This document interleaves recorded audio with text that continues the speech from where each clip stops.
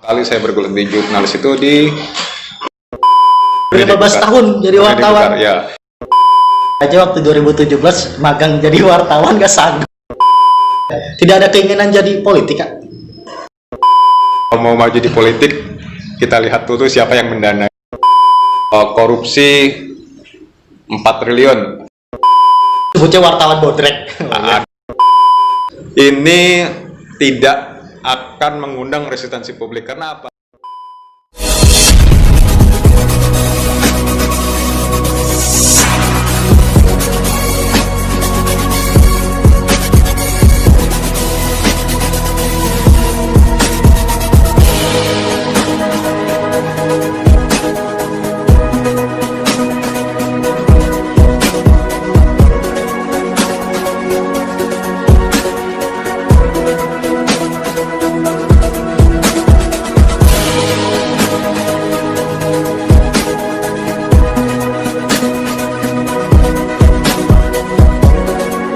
Welcome back my channel, sahabat bola Indonesia, One Youth One Child Edukasi. Kembali lagi bersama saya Asvin Anwar di my program edukasi dan inspirasi. Ini berprofesi sebagai jurnalis ya, di Kabupaten Kutai Kartanegara. Tapi sebelum itu jangan lupa teman-teman, sebelum nonton video ini, jangan lupa di like dan di subscribe tombolnya, diaktifkan loncengnya, dan di share dan komen sebanyak-banyaknya untuk selalu support channel kami. Biasanya saya dan teman-teman adik-adik di kampus itu manggil abang, tapi kalau saya kakak karena kami gennya sama. Ini salah satu kakak saya juga, kakak sepupu. Tapi nama aslinya Bang Adriansa ya, Kak. Andri. Saya Karian, apa kabar? Baik, alhamdulillah. Gimana nih Kak aktivitas di masa COVID selama beberapa bulan ini aktivitasnya? Tetap berjalan. Tetap berjalan. Ya, karena kalau kita stop nanti siapa yang memberitakan aktivitas masyarakat, aktivitas pemerintah. Jadi terus berjalan. Tapi sekarang media-media sekarang itu lagi ini ya, terfokus isu COVID. Kayaknya teman-teman media sudah berbagi. Sudah berbagi karena kalau kita hanya memberitakan COVID saja tiap hari, takutnya tren pembaca itu sudah mulai bosan atau apa. Jadi kita teman-teman media itu memainkan ritmenya, kecuali memang ada suatu hal yang penting yang harus diberitakan terkait COVID, itu harus diberitakan gitu kan. Itu harus diberitakan, tidak boleh tidak itu.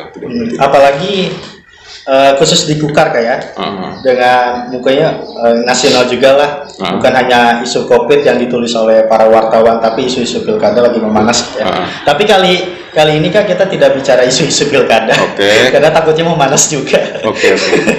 Kita berbagi inspirasi aja kepada teman-teman gitu kan. Karena memang suasana pilkada bukan hanya di kabupaten kita, mungkin di luar kabupaten kita pasti juga masih udah panas-panasnya menjelang pilkada ini di Desember. Kita santai aja Kang ngobrolnya Kak. Iya. Karen sudah berapa lama jadi jurnalis kalau boleh tahu Kak? Saya mengawali karir jurnalis itu 2006. 2006 sekitar Maret 2006. 2006 di pertama kali saya bergelut di jurnalis itu di jaringannya Kaltimpos kalau itu salah, karena saya waktu itu di Metro Balikpapan wilayah Kukar. Metro Balikpapan wilayah Kukar itu kan, Metro Balikpapan itu kan masih jaringan Kaltimpos kalau 2006, 7, 8, 9, 10, 11, 12, 13, 14, 15, 16, 17, 18, 19. Wah, mau 15 tahun Kak ya? Ya, walaupun sepak terjangnya kadang-kadang terputus, kadang-kadang cuman mengawali karir dari 2006. 2006 tuh Kak ya? Itu di Kukar tuh Kak? Pernah kalau daerah lain? Tidak pernah. Tidak pernah, berarti hampir 15 tahun jadi wartawan. Ya itu tadi, walaupun ada berselang ada profesi lain, akhirnya kembali lagi ke jurnalis gitu kan, ada profesi lain. Teman berawal karir dari 2006. 2006. Berarti 15 tahun. Itu kira-kira fokusnya di berita mana kan? Entah itu politik, olahraga atau universal? Sebetulnya kan ini media itu kan dituntut menguasai medan itu kan secara umum gitu kan, misalnya harus tahu olahraga, kriminal, pembangunan, pemerintahan, politik gitu kan. Cuman kayaknya saya itu tidak menggeluti dunia olahraga, makanya saya tidak mengangkat berita olahraga gitu kan. Saya senangnya di dunia pemerintahan sama politik gitu kan, seperti itu. Jadi ya saya lebih banyak di situ, di pemerintahan dan di politik, di pemerintahan atau mungkin konsep-konsep pembangunan itu juga. Hampir 15 tahun jadi wartawan. Saya aja waktu 2017 magang jadi wartawan gak sanggup. Karena dituntut deadline itu Kak ya. Jadi harus cari isu-isu bener ya. Ya, betul.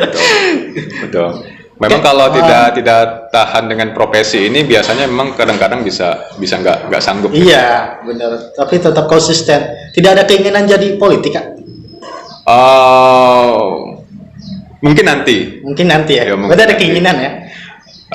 Bisa saja. Bisa saja. 2024 akan maju. 2024. Jika kita lihat kondisi. Berarti ada keinginan maju. Kita lihat kondisi dulu. Karena kalau di Indonesia ini katakan ada selentingan kan gini, kalau mau maju di politik kita lihat tuh siapa yang mendanainya kan gitu kan. Siapa tahu aja yang mendanai kan. Sudah dapat sponsor kan. Ini kan dengan aktivitas kita begitu padat menjadi wartawan, pasti otomatis dari pagi sampai malam tembus subuh lagi pasti mungkin memikirkan berita maupun mikiran masalah apa nih yang mau diangkat. Nih, minum dulu Kak, coba dulu Kak. Oh iya. Ini Tarsan nih, ini minuman sehat, cocok nih Kak buat meningkatkan imun kita dengan aktivitas kita. Sibuk pagi sampai malam lagi. Nah, ini dipadu dengan madu tanpa gula. Kayaknya saya tidak meragukan produk ini nih. Iya. Dari segi namanya ini kan Tarzan. Tarzan itu kan dia yang makhluk super yang ada di hutan itu, dan dia kuat gitu kan, walaupun dia kesehariannya sih berhadapan sama binatang gitu kan. Tapi kita akui Tarzan ini dia sosok tokoh yang kuat di hutan. Ya itu makanya ini supaya Tarzan ini bisa membumikan UMKM lokal yang ada di Kutai Kartanegara. Amin. Coba dulu Kak, ini minuman sehat dicampur dengan lemon dan madu tanpa gula. Oh gitu ya. Penonton saya coba ya. Jadi tubuh kita dijaga terus oleh Tarsan ini, dicampur mangga yang alami dan segar. Bagus.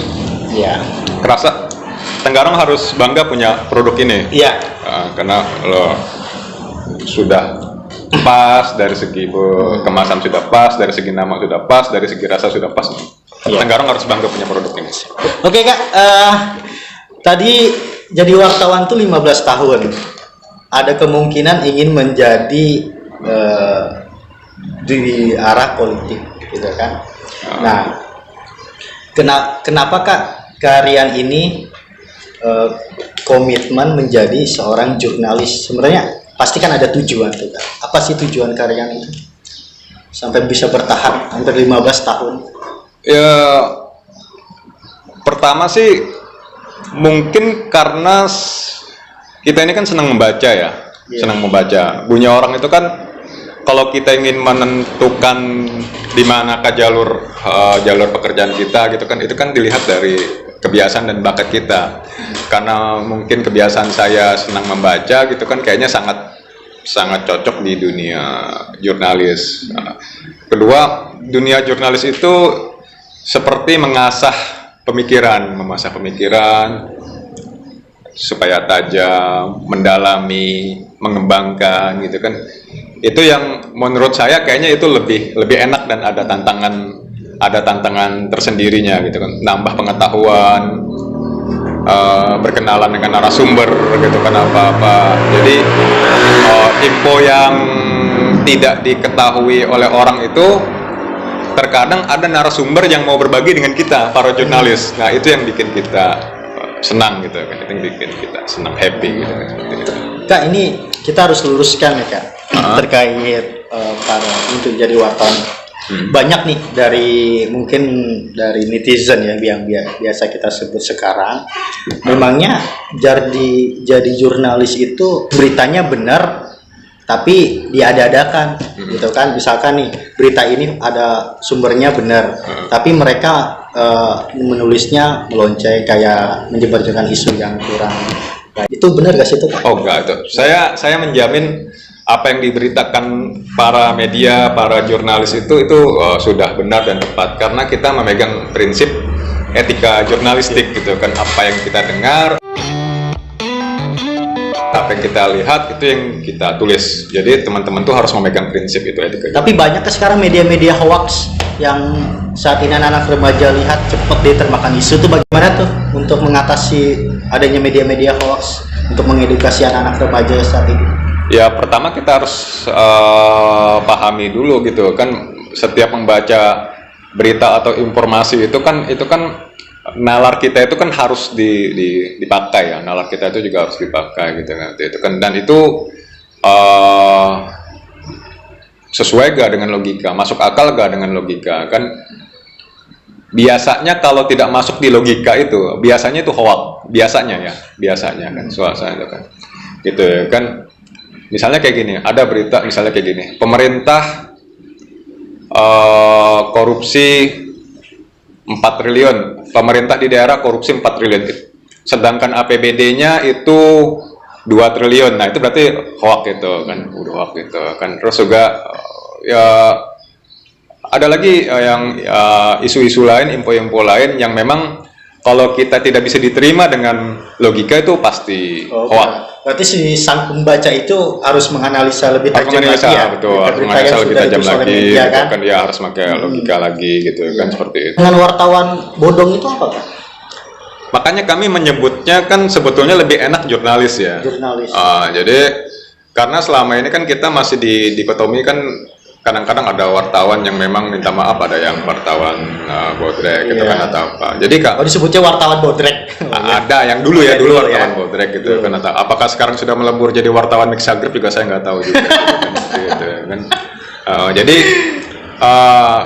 untuk membedakan yang mana wartawan yang tadi Asmin nyebutnya bodong atau apa, biasanya kita secara sederhananya itu melihat dari tulisan. Kalau wartawan atau jurnalis yang betul-betul dia bisa menulis dia. Kalau wartawan yang bodong atau apa itu silakan saja buktikan, misalnya dihadapi, coba saya pengen tahu tulisan Bapak secara langsung atau apa gitu kan, pengen dilihat secara langsung. Itu biasanya tuh itu dia tidak bisa menguasai tulisan. Terus informasi yang disampaikan itu dia sudah tahu, dan juga tidak ribet dalam sebuah tulisan berita tuh, karena kita juga punya prinsip apa yang kita sampaikan, yang kita beritakan itu harus mudah dimengerti, mudah dipahami oleh pembaca gitu kan. Cuman kalau tidak mudah dimengerti atau dipahami kan sayang gitu, apa yang kita tulis tidak dipahami kan. Terus apakah kesulitan untuk menjadi seorang jurnalis sih biasanya? Kesulitannya apa ya gitu kan, selama ini sih terpenuhi aja kan, dan harus sering-sering banyak baca gitu kan? Harus jadi jurnalis ya? Sebagai pembanding gitu kan atau apa, terus sebagai penambah nalar pengetahuan, nambah info pengetahuan, itu harus baca gitu kan. Terus baca. Dan ini Kak, saya menarik yang tadi di dalam usaha itu nggak cukup lama, kalian udah hampir 15 tahun jadi wartawan. Pernah gak Kak di pertengahan kayak tahun lalu maupun ini, kalian itu ganti profesi, diajak oleh senior, entah itu profesi di bidang politik Kak? Pernah gak Kak? Pernah. Ceritakan dong.